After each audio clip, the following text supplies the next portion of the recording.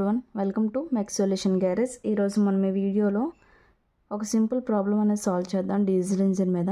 ఈ ప్రాబ్లం చూస్తే a diesel engine has a compression ratio 14:1 and the heat supply is cut off at 0.06 stroke. అంటే మనకి fuel cut off అనేది 0.06 stroke దగ్గర జరిగిందనమాట. Okay, find the age standard efficiency of the cycle, assume adiabatic ratio as 1.4. ఈ problem మనం 2 ప్రాసెస్లో మనం చేయొచ్చు అనమాట. 2 విధాలుగా చేయొచ్చు. మనం వాల్యూమ్ కంప్రెషన్ రేషియో ఇచ్చారు కదా, కంప్రెషన్ రేషియోని యూజ్ చేసుకొని కూడా చేయొచ్చు.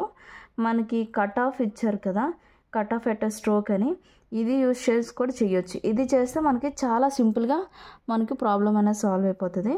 ఓకే, మనం ప్రాబ్లం సాల్వ్ చేద్దాము.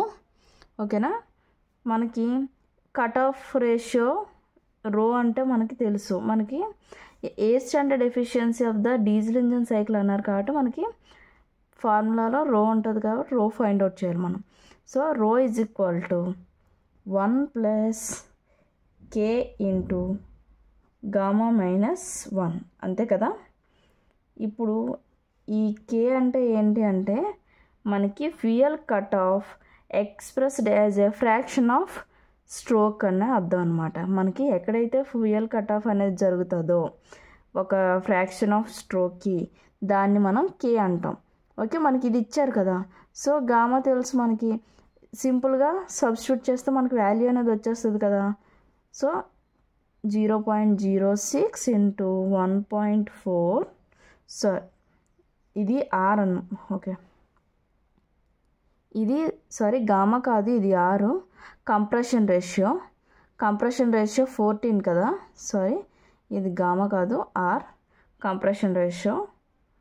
సో 14 - 1. ఓకే, కంప్రెషన్ రేషియో 14 కదా. ఇప్పుడు ఈ వాల్యూని మనం చేస్తే రో ఈజ్ ఈక్వల్ టు 1.78 వస్తుంది. ఓకేనా, రో ఈజ్ ఈక్వల్ టు 1.78 కాబట్టి మనం ఎయిర్ స్టాండర్డ్ ఎఫిషియన్సీ చేద్దాం. Air standard efficiency, okay, formula ఏంటి, 1 - 1/R పవర్ గామా -1 ఇంటూ రో పవర్ గామా -1 గామా ఇంటూ రో -1. ఓకేనా, ఇది మనకి డీజిల్ ఇంజన్ యొక్క ఎయిర్ స్టాండర్డ్ ఎఫిషియన్సీ ఫార్ములా.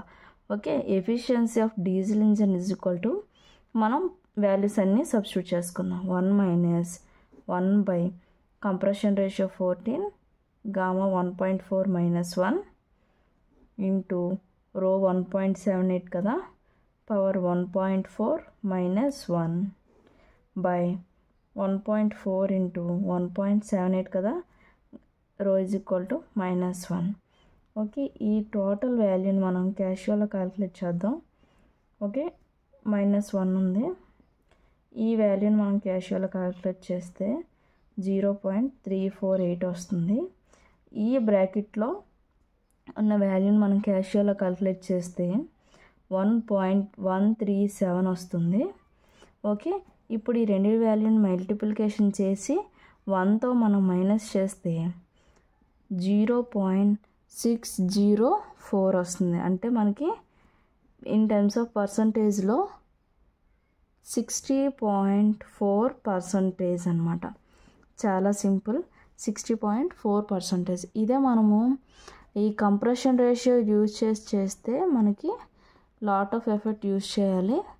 ఈ ఫార్ములా యూజ్ చేస్తే మనకి చాలా సింపుల్గా ప్రాబ్లం అనేది సాల్వ్ అయిపోతుంది. ఓకేనా, మీకు ఈ వీడియో నచ్చినట్టయితే లైక్ చేయండి, షేర్ చేయండి, సబ్స్క్రైబ్ చేయండి. Thank you from mech Solution garage.